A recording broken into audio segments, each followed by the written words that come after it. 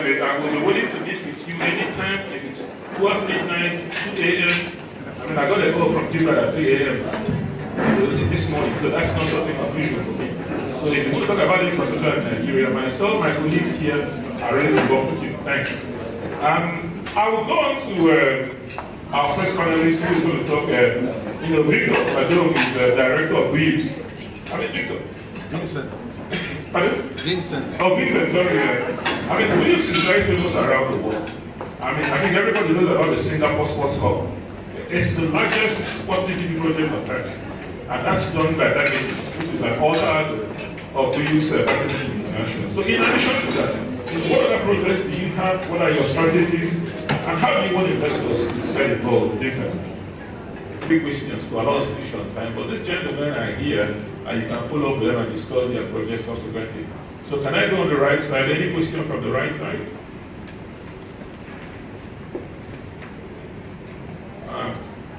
From the middle?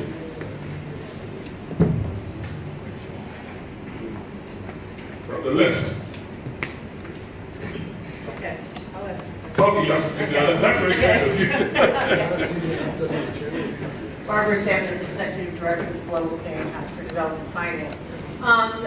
It's a bit overwhelming, especially as I look at Tanzania and the huge potential, but also the challenges you face. So perhaps you all could discuss briefly what specific, the devil's in the details, what specific interventions? I mean, you have potential partners here. If we were to really try and define what are the interventions that we all need to do as partners, from the DFIs as well as the private sector, how can we go forward?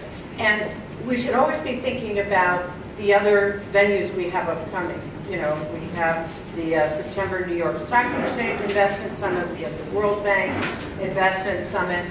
How can we propel ourselves forward? Thank you. In fact, Barbara, I was actually going to, that's a similar question I was going to ask. And what I will do is just modify your question. If you look at it from the public and the private sector, what are those, key things that the players need to do? What would be one thing to unlock these opportunities? Let there be a private sector role and a public sector role so that both of them can work in tandem. Listen, I'll start with you.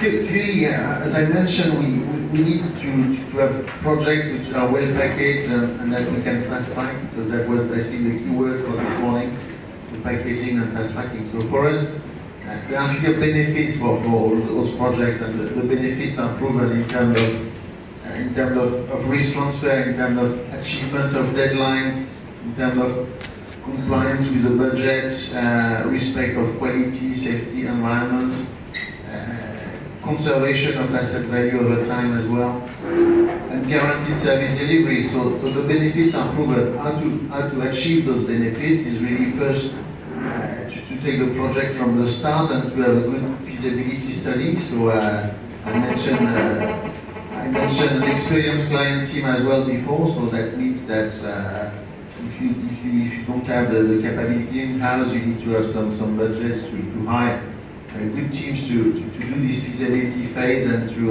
really identify the key drivers of each project at the early stage. So that's obviously the key message for DFIs as far as we are concerned, is that to find simpler mechanism to put a bit of money into the project at earlier stage without having 2 or 3 years of tendering through the World Bank, for example, or like we can see in some countries currently, where there's a lot of money that has been identified, but there are no projects coming out. So that's, I know it's not easy, that we have to respect some international procedures, and it can be complex, but as far as we are concerned, the most important is the project definition, not only on the legal side, but also on the outputs and the technical side, the economical side. So during this project definition phase, with the stakeholders, with the client, is the most important to achieve results. Frank?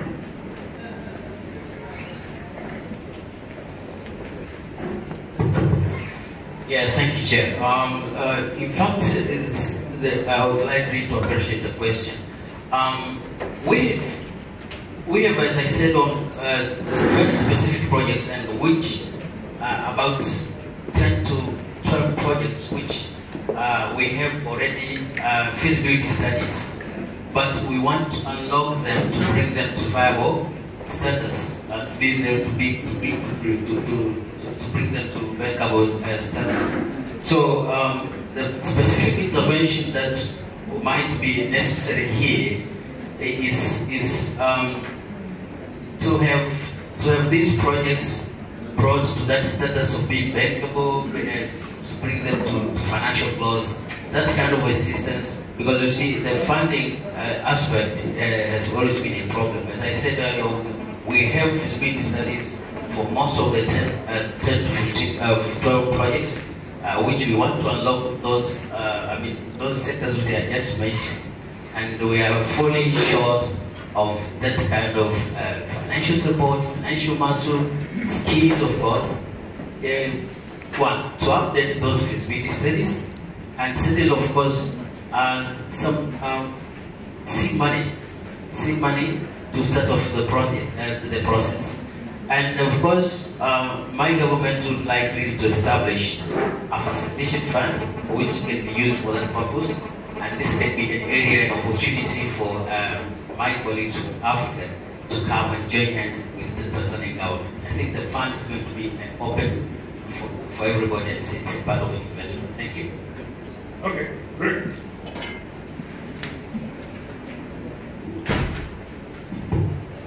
Well, on the private side, I would like to see some entrepreneurial initiative from the private promoters of the ideas. They should have some level of track records to show that they can be supported in the PPP arrangement. Of course, the feasibility should be bankable, and then they should be seen also in addition to support the socio-economic development of the environment they're in. Now, from the public side, I think the biggest thing we need in that arrangement is protection from undue political interference that will give the investors some level of comfort that on a long-term basis they'll be able to recoup their investment. And of course, we need some level of conducive business environment. Now we're talking about infrastructure, like power, roads, telecommunications, etc. These are challenges that most African countries are grappling with. And of course, finally, security. You cannot do anything now insecure environment. Thank you very much. Yeah, well, thank you very much, Barbara. In answer to your question and then trying to summarize, as I said, one of the things that CDFIs and other international bodies can do is there's nothing in Africa that we're trying to do now that hasn't been done. And in some cases, 20 years ago. I mean, we're not going to win brownie points for building, rail systems. We're not going to make any history building our roads. Those things have been done in Asia, they've been done in Latin America. I think what you need is a leverage where you can copy shamelessly. Copy shamelessly, improve on it, even an African staff, an African art. Facilitation funds have been done in China, the past 30 years, they've been done in Malaysia. Project preparation, bringing the private sector to help with project preparation. All those things have been done. So I think that there's a catalytic role that needs to be played. If you go to look at that Shared Development Bank, they've got a CDIA initiative, which is private sector driven with DFIs, where they're helping the subnationals. Because even when you look at the subnationals, helping them to prepare and develop projects, because there's a key difference between an idea and a project. I agree with Abuja, but I will explain it further. There's a world of difference between a project and a bankable project. There's also a world of difference between a bankable project and a bankable project that's ready for market. Because a project is bankable, but it's not ready for market. There are a couple of things we need to do. So those structural skills do exist. How do we do it? How do we bring in the patient capital to accelerate the delivery of this project? Because, the statistics for Africa are very exciting. McKinsey Global Institute has looked at our GDP in 2020 will be 2.8 trillion. The combined spend is 1.4 trillion. Look at the number of Africans that will have mobile phones. You're going to have 1.1 billion Africans working by 2040. Discretionary income, significant, about 1.3 million. Then there will be about 50 to 60 Africans living in cities by 2020. That's a huge opportunity. Look, the future of Africa is so bright that all of you are soon going to need sunglasses. So, you better start jumping and start doing something. Franklin Roosevelt said, and I like to quote it, there's a mysterious cycle in human events. To some generations, much is given. To some, much is expected. Uhuru Kenyatta was here. Jomo Kenyatta's generation was to free Africa from colonialism. I think that this generation, it's the infrastructure generation. We have a date with destiny. We either fulfill or betray it. Thank you very much and God bless you. Doing business in Africa, you can't afford to be without Africa Investor.